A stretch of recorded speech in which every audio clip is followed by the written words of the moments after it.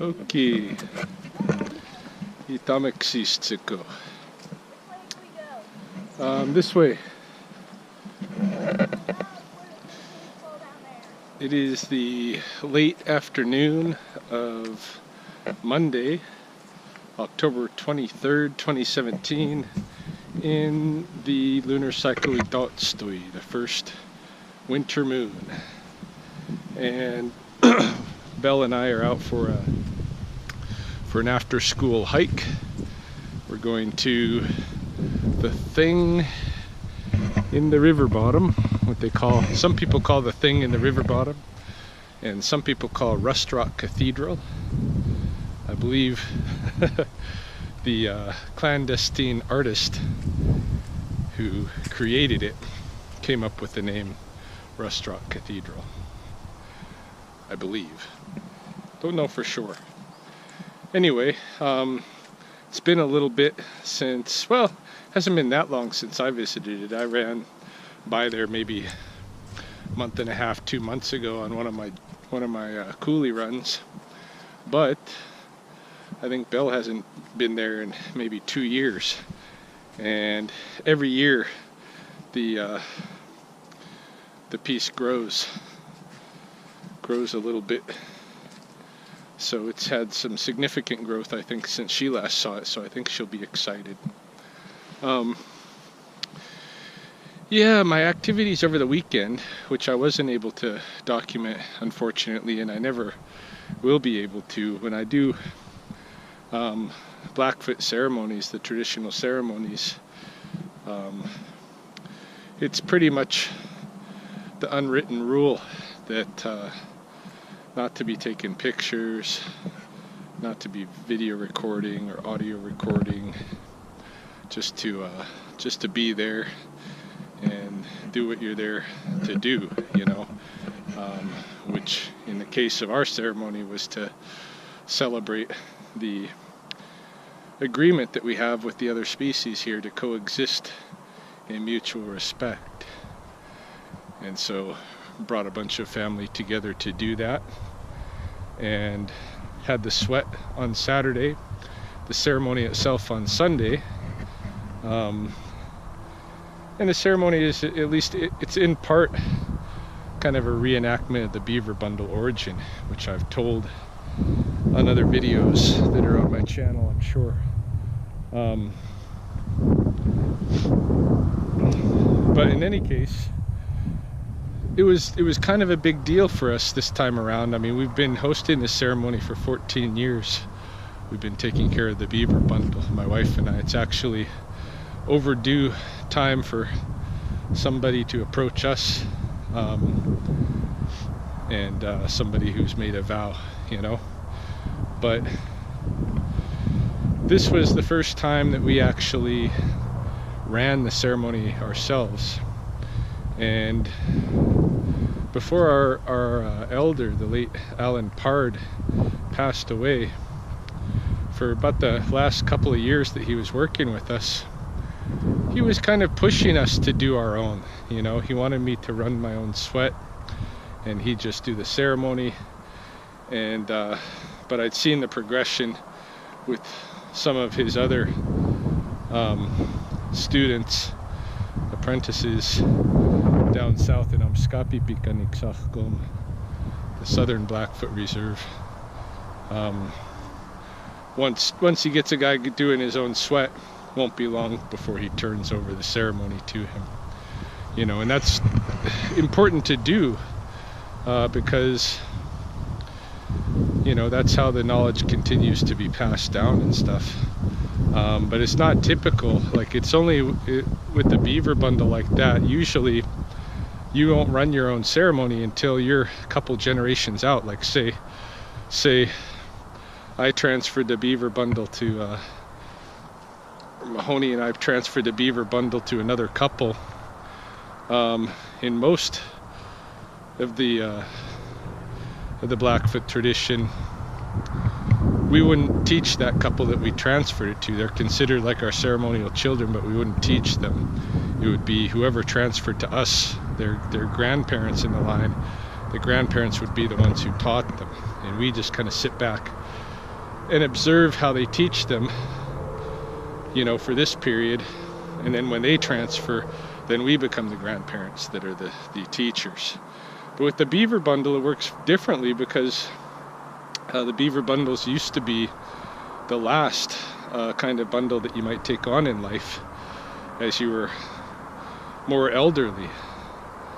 And I always find it funny that, you know, the kind of the naturalistic bend of the Beaver Bundle and the synchronous usage of elders in that role, you also see in mainstream society that the only ones who really seem to have the time to start paying attention to nature, mostly the elderly.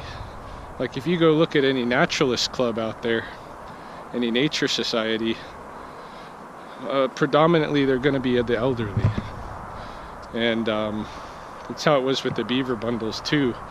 And so just as soon as you could learn how to run it yourself, you know, learn all the songs and everything, then you could run it. But, you know, Beaver Bundles were out of commission for a little bit. Most people aren't used to that, somebody running their own ceremony. And so I was a little bit nervous to do it, you know, all this time, even when my elder was here and he was kind of moving us toward that direction. I was nervous to do it, and plus it's a different step. I don't think I thought about, you know, fully when we transferred into this role. You know, that if you do it and you do your learning right, it pretty much means that you're going to be the one in the future who's running the ceremony and teaching somebody else. And I think I just kind of saw myself originally as a student in this tradition, not really so much a teacher. Hey, my girl, doing all right? Yeah, the reason I was searching over here because, like, remember those surprise boxes with the trigger? Oh yeah. Remember? Yeah. You found geocaches before, hey? Like I just, for some reason I just thought that it would be over here. Could be. Keep your eye peeled. You never know when you're gonna find a geocache. We found several in the coulees before that, not because we were actually looking for them, we just stumbled upon them. Yeah, any case, so this weekend I was in a different seat, and that different seat entails a different level of responsibility. I'm gonna go this way. And it's got me really kind of all of a sudden motivated to go back into learning mode in a more intense way with the Beaver Bundle. I mean, I know there's still a lot to learn with it, and it's a lifetime of learning really, but there's still a lot of stuff that I could tap the old ethnographies and things like that, recorded elders talks and stuff like that, to try to keep learning some things about it in that respect. So I want to increase my learning, but at the same time I also want to increase my teaching. Yeah, so this Belle, being my apprentice, we got to be doing more jiu-jitsu. Yeah, more jiu-jitsu and more nature hikes so you can learn all the plants and animals. And cooking. We're really behind. Yeah, we're pretty far behind. And a lot of that's my fault for just not making time for it, hey? So, yeah, so that's one of the things that's pretty much the biggest thing that I got from the weekend. Having that new role, having that new seat, realizing that I better take it seriously because it's like it's on my shoulders. If if I don't share what I've learned with somebody who will then become the one who keeps it going for the next generations, then that's not good. Belle worked at the ceremony yesterday. Yep. What did you do? I served the food. Yeah, you served the food. She was the food server. And also we got a lot of leftovers. So now I have a bunch of things for my lunch. What did you bring to lunch today? A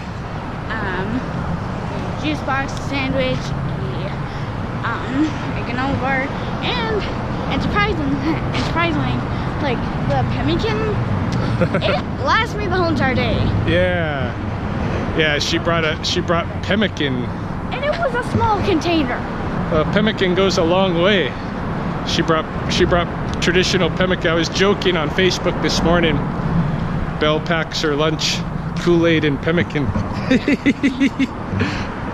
And yeah, we do got a lot of leftovers and some really good food. We got a lot of buffalo tongues, buffalo heart, buffalo lungs, buffalo roast, tongue, yeah, crushed choke cherries, pemmican, fry bread, potatoes. What else? Juice boxes. Juice boxes and lots of fruit. Yes. all pretty healthy stuff, except maybe the fry bread. So yeah, we got leftovers for a couple of days. Gonna eat that stuff, and yeah, get into being a better teacher. And to be a better teacher, you got to be a better learner at the same time. And the reason why I have sick because I've been running off lately, not because I want to, because it's survival. And also, this is my weapon. It's actually pretty sturdy. All right, so we're almost to Russ Rock Cathedral. I'll show you when we get there. What have they done here? They've tried to improve on the Beavers Dam. You can't improve on a beaver dam. Silly people.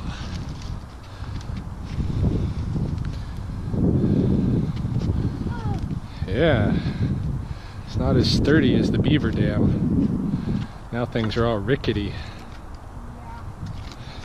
It's just because they didn't like the steep cut bank on the other side.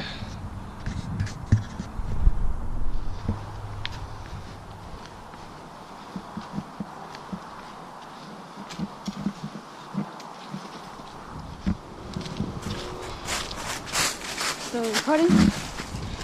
Yeah, I'm recording. Wonder what it looks like now. It's very good. Ah. Sneak attack.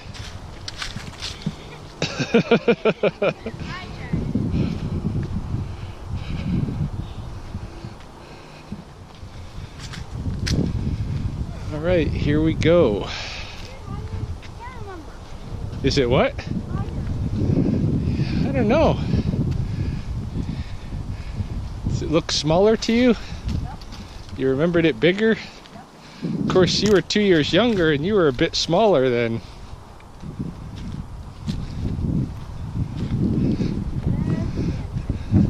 So I think it's actually bigger than it used to be. Look, it's got an arch over the door.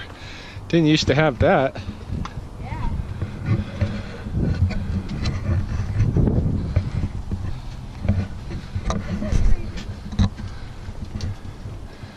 Creepy. Oh, we got dolls' heads. That's what the New Agers get creeped out about up here. They're afraid the dolls are gonna get them. They're telling them, run, get out. Oh yeah, that's a cute doll. Is that a voodoo doll? Somebody's imitation or imagination, maybe. It's a castle.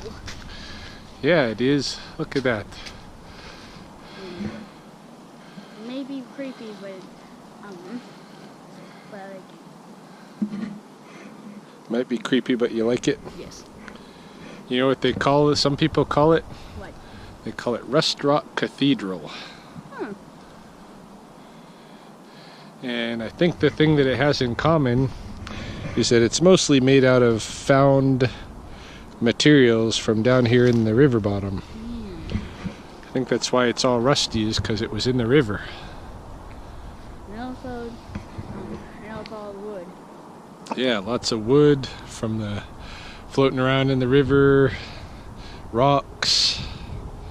Pretty much all this stuff is from the river bottom, I would say, except for the shiny new wire that's holding it together.